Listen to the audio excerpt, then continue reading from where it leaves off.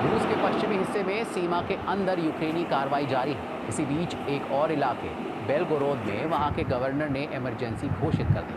रूस का कहना है कि बीती रात उसने अपने बॉर्डर के इलाके में 4 मिसाइलों और 100 से ज़्यादा ड्रोन्स को मार गिराया है। बेलगोरोद के गवर्नर का कहना है कि इलाके में यूक्रेनी हमलों ने हालात को बेहद मुश्किल बना दिया है। Обстановка дальше будет продолжаться. बेलगोरोद में हालात बेहद मुश्किल और तनावपूर्ण बने हुए हैं। यूक्रेनी सेना की गोलाबारी में घरों को नुकसान पहुंचा है, लोग घायल हुए हैं और मारे भी गए हैं। इसलिए हमने पूरे बेलगोरोद के इलाके में लोगों की सुरक्षा के लिहाज से और पीड़ितों की मदद के लिए इमरजेंसी लागू करने का फैसला किया है। बेलगोरोद के पड़ोस में कुर्स्क इलाके में यूक्रेनी सैनिकों की कार्रवाई जारी है और वो आगे बढ़ रहे हैं। 8 दिन पहले यहाँ घुस आई यूक्रेनी सेना का दावा है कि अब रूस के 70 से ज़्यादा रिहायशी इलाके उसके कब्जे में। रूसी कमांडर्स का कहना है कि कुर्स्क में हालात पर काबू पा लिया गया है, मगर यूक्रेन के राष्ट्रपति वोलोदिमीर ज़ेलेंस्की का कहना है कि उनकी सेना लगातार आगे बढ़ रही है।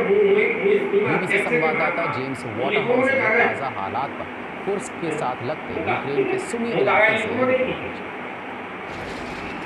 पश्चिमी देशों में बनी इन गाड़ियों में बैठकर यूक्रेनी सैनिक रूस में दाखिल हो रहे हैं। जंग की ऐसी तस्वीर की बहुत कम लोगों ने कल्पना की थी। वो जल्द ही रूसी सैनिकों पर हावी हो गए। शांति के दौर में ये जगह दोनों देशों की सीमा के तौर पर इस्तेमाल हुआ करती थी, मगर अब यूक्रेन के सैनिक यहाँ नहीं रुके।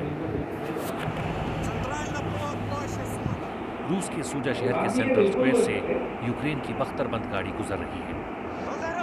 ये यूक्रेनी सेना की ऐसी कार्रवाई है जिसने यूक्रेन के जज्बे को मजबूत और रफ्तार को तेज किया है, और रूस यूक्रेन में कार्रवाई करने की जगह अपने यहाँ हुई घुसपैठ से निपटने में लगा है। इस जंग में हो रहे बदलावों की वजह से कुर्स्क इलाके का ज्यादातर हिस्सा रूस के हाथ से निकल गया है। इस सैनिक का कहना है कि वो अभी अभी रूस की सुपरमार्केट से आया है और वहाँ का सामान उसे अच्छा नहीं लगा। रूस यूक्रेन में जारी अपनी बड़ी सैन्य कार्रवाई को जारी रखने की कोशिश कर रहा है। सबूत बताते हैं कि यूक्रेन सूमी क्षेत्र में अपनी सबसे अच्छी टुकड़ियों को उस लक्ष्य के लिए जुटा रहा है जिसके बारे में भी जानकारी स्पष्ट नहीं है। सेना के साजो सामान पर त्रिभुज जैसी छाप बनी है जो युद्ध में इस जुए में दांव तो यहाँ लगा रहा है, मगर उसे सफलता यहाँ पर इलाकों को कब्जा कर नहीं बल्कि कहीं और मिलेगी, जहाँ से रूस को अपने सैनिक हटाने पड़ेंगे। लेकिन अगर यूक्रेन ये जुआ हार गया तो उसे गंभीर नतीजे भुगतने होंगे। अक्सर रूसी क्लाइड बमों के हमले झेलने वाले इस यूक्रेनी गांव में रूसी कार्रवाई का कोई डर नहीं है। मैं चाहता हूँ कि वो इस इलाके को कब्जा करके तबाह कर दें। रूस ने पहले हमला किया था, हमने नहीं। अब हमारे सैनिक जवाब दे रहे हैं और अपनी काबिलियत दिखा रहे हैं। अगर हमें पहले ऐसा करने की इजाज़त मिल जाती तो हम बहुत पहले रूस पर कब्जा कर लेते।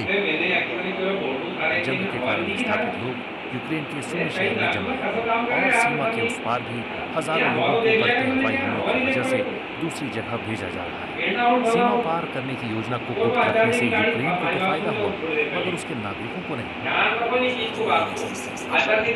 जैसी बैठकें अमूमन रूस में दिखती हैं, वैसी ही बैठक में यूक्रेन के सैन्य प्रमुख अलेक्जेंडर सेलेंस्की राष्ट्रपति ज़ेलेंस्की को बता रहे हैं कि वो अभी भी आगे बढ़ रहे हैं। Перше, дякую нашим хлопцям, дівчатам. Я хотів вас попросити не забувати і продовжувати. सबको चौंकाने वाला यूक्रेन अब जो भी अगला कदम उठाएगा वो बेहद महत्वपूर्ण होगा। अमेरिकी राष्ट्रपति जो बाइडेन ने कहा है कि यूक्रेन की ताज़ा कार्रवाई ने पुतिन को मुश्किल में डाल दिया है। दूसरे विश्व युद्ध के बाद रूस में पहली बार किसी दूसरे देश ने इस तरह से हमला किया है और यूक्रेन की हालिया कार्रवाई ने इस जंग का चेहरा बदल दिया।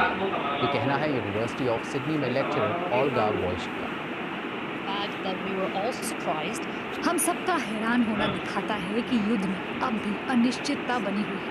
ये घुसपैठ सीमा को लेकर रूस की कमजोरियों को उजागर करती है।